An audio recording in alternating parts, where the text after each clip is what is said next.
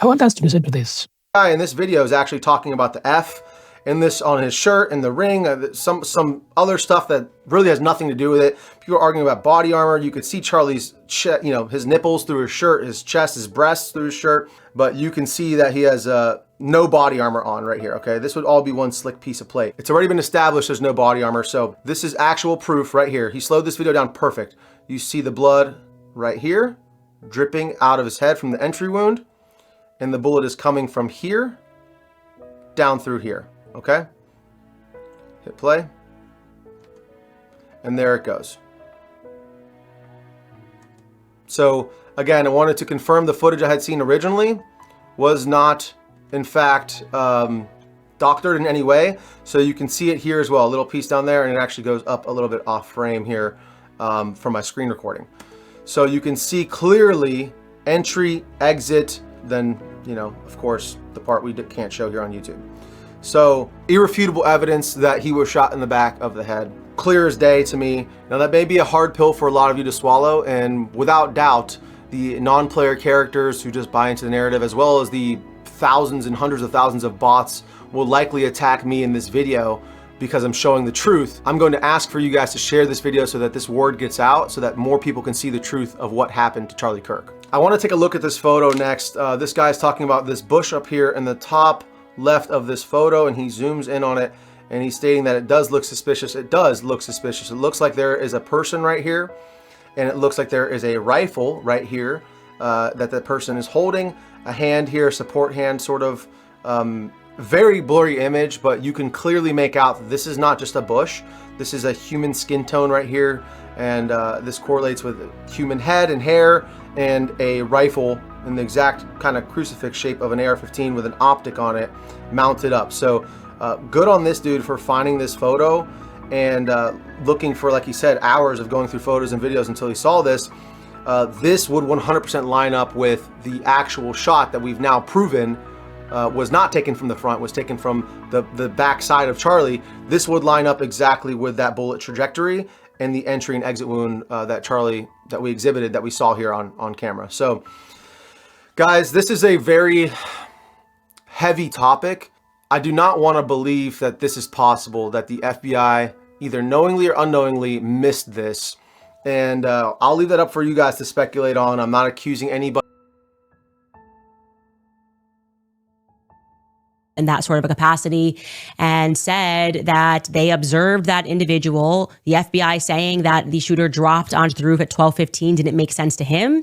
He said earliest it was 12:22 that the individual ran across, set up, took the shot. And I said, well, you must have been there, because he then sends me I wanted to see all of the metadata of when he took that footage, and the metadata begins at 12:22 and goes into 12:23, the very minute that Charlie gets shot. And he says, yeah, I saw the shot. I had just stopped recording about 20 seconds before the shot rang out. And he said that he told them a description of what the shooter looked like, and it was not the description that the entire world received less than 24 hours later of this person, Tyler Robinson, wearing jeans. I said, was he wearing jeans? He said, no. Actually, this person was dressed in tactical gear and he was wearing a face mask.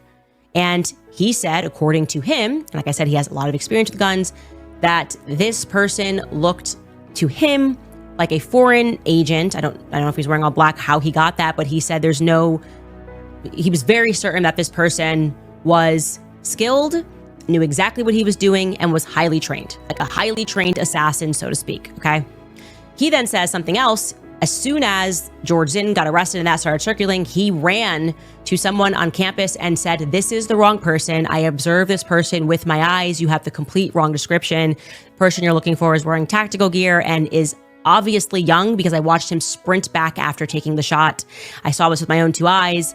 And for whatever reason, that never made its way out, that we can see, of a description of a person wearing tactical gear. We're kind of left with this idea that he was wearing the now infamous veterans shirt with the American flag on it and some jeans. So he also said something that we had not heard, which is that he knows guns, and the gun that the FBI found was not the gun that he saw. that the gun that he saw was smaller. And I'm going to read you directly a text message that he sent me, again, protecting his identity.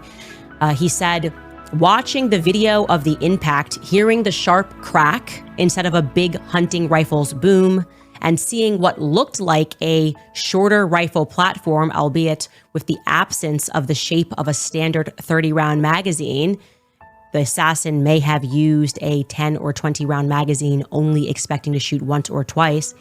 I would guess that he was shot with a Hornady V Max or similar lightweight 223 bullet designed for very rapid expansion. Of course, I don't have access to any autopsy reports like you might, but if they found small shards of copper rather than one large copper-coated lead slug, that's the gun and bullet I would expect was used.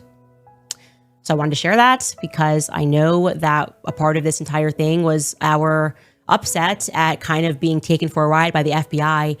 It makes no sense to me that they wouldn't share those details immediately while this manhunt was taking place. We got every other name and basically every other description, and we're told nothing like what this person who says that he was an eyewitness, he was the eyewitness to this, and that he went right in and said all this information. Why wouldn't you share the eyewitness report that you received that completely counters the narrative? And I would say, again, assuming this guy's story checks out, and it seems to me that it did, and he sent us the data, and we looked at the metadata that he was the person who took that video, it doesn't make sense to me. It literally makes no sense to me that they would obfuscate these details when they're speaking to the public. So, yeah, like I said, we are exploring every lead here, and I just found that to be quite... It's clear that when looking about the death of Charlie Kirk, I feel FBI was on something. There's a reason why they are sharing half-baked information. Do you want to know why? One thing I'm clear is, why would FBI want to share half-baked information from day one and misrepresent the information as Candace Owens has said and as Rangedaybro said? These are people who had researched and seen something is not making sense here. And one thing I feel is the death of Charlie Kirk. Somehow, I feel FBI is exploiting this to distract us from Epstein's files narrative. There's a reason why FBI would intentionally share wrong information. And my question is, if these guys can see this inconsistency, because I feel the video on Rangedaybro, I feel like this video makes a lot of sense. And even the recoil, you can tell mostly somehow he was shot from behind. And why would they hide this information? And why, even from day one, misrepresent or share the wrong information or half-baked information, as we have seen severally? I feel it's to create a conspiracy or to push conspiracy stories that can distract us from Epstein stories or from Epstein files. It's very intentional, and I can tell it. I can see when government officials rely intentionally to distract us, because I have seen this severally, and I feel there is something that is not adding up. Because from day one, the guy who recorded the video of the shooter on the rooftop gave clear description. And why would the FBI write this? Why would the FBI give us the wrong information? Why would the FBI give us half of the video, not the full video, that shows the gun or the gunman shooting? And we can see the CCTV would cover that. This is intentional to fuel conspiracy stories, and these conspiracy stories divert us from questioning the government about Epstein files. This is my assumption. Let me know what you think in the comment section. I'm your host, James.